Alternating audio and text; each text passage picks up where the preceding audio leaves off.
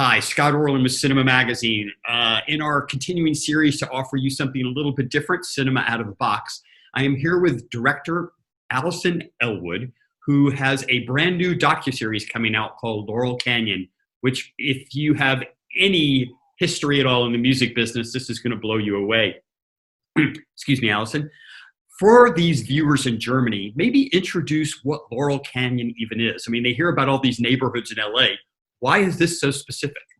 Well, Laurel Canyon is this little area nestled up in the Hollywood Hills, just above Sunset, very close shot, driving to the clubs that were big back in the day, and they're still around, the Whiskey A Go-Go and the Troubadour.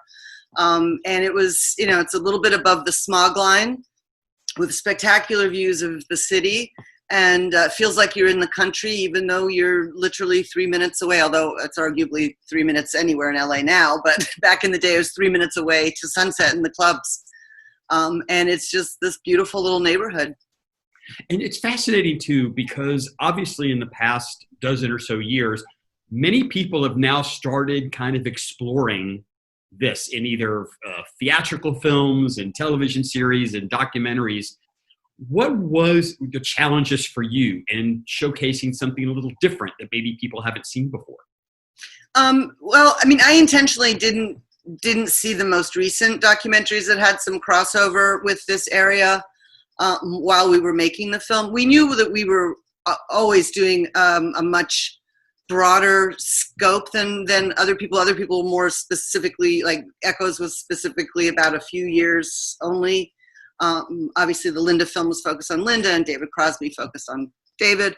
So we knew that we were always taking a broader approach. I think the challenge for us, the whole team, was I was fearful of it feeling like an anthology.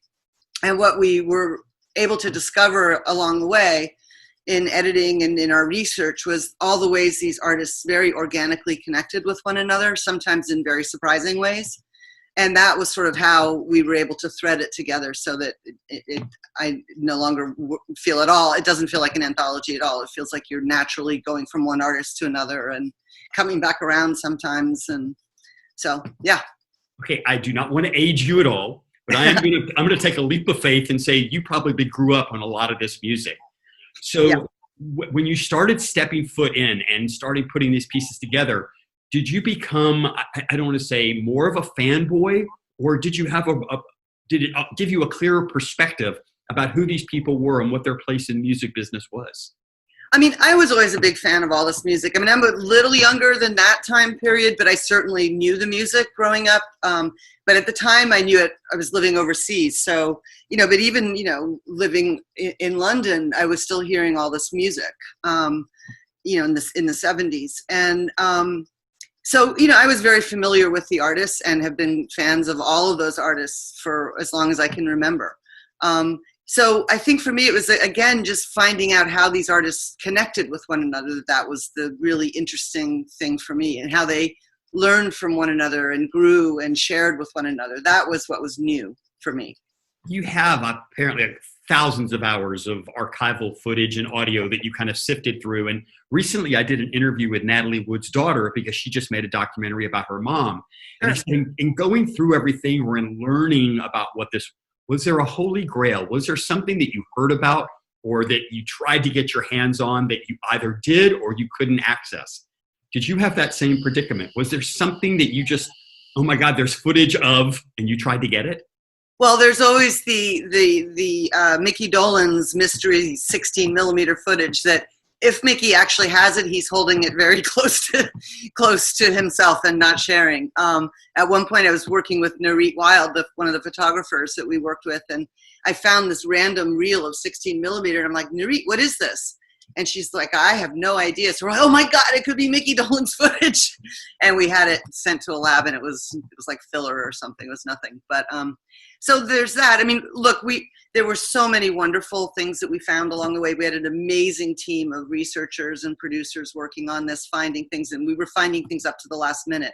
So there wasn't one specific moment that stands out to me now. It's like, oh my God, we couldn't have lived without that. It was constantly like that. It was like, oh my God, look at this. And what's fascinating too is that with all these other series or documentaries, there has yet to be kind of unanimous cooperation by a lot of the artists. And you seem to have almost every player participating in some capacity. Can you talk a little bit about your outreach to them and how accessible they were? Sure. Henry Diltz, one of the photographers, I'd worked with him on the history of the Eagles film. And when I was at his place then, several years ago, I was looking through his boxes of slides that are amazing. You see them in the shots. And I was like, oh my God, you have all this Laurel Canyon stuff. And it had been a project that I'd always dreamed of doing. And so when this project came back around a few years ago, I called Henry right away and I said, would you be interested? And he said, absolutely. And he knows all these guys. And so once we told the artists that Henry was involved, everybody was like, yeah, sure, we'll do it. People were really excited about doing it. Some people were a little harder to get just because of scheduling issues, but everybody, other than Joni and Neil, we got interviews with everyone who's still living. And then Carole King and James Taylor, we'd also wanted to include, but they are also generally not fans of doing interviews for these things. So, and unfortunately, the archival interviews of them didn't talk about Laurel Canyon at all, whereas Neil and Joni did a lot. So it was just a little bit too hard to squeeze them in. When people watch this, and hopefully a lot of people will, for me, it was so interesting to talk about this decade.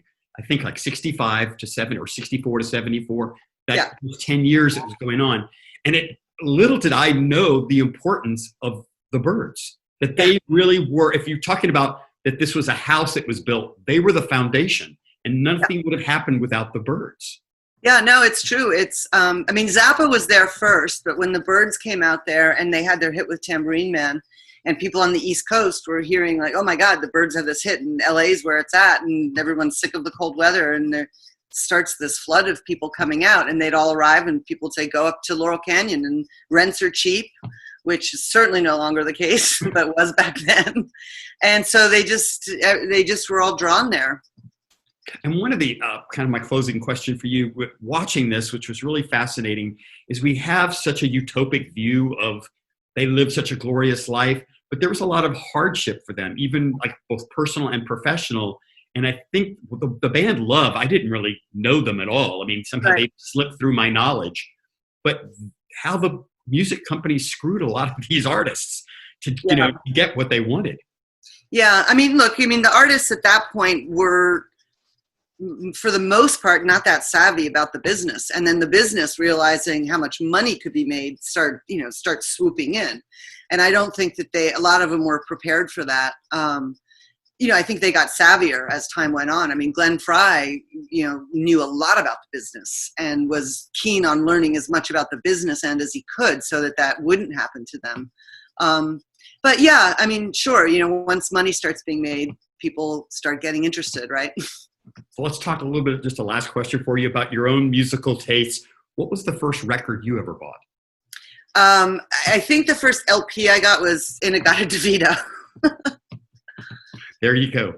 Alison, I can't thank you enough. I hope the series is called Laurel Canyon. And if you have, like I said, any love for the music business, this is going to be an incredible treat. Thank you so much for your time. And this is Scott Orlin. Until next time. Thank you for having me. Be safe.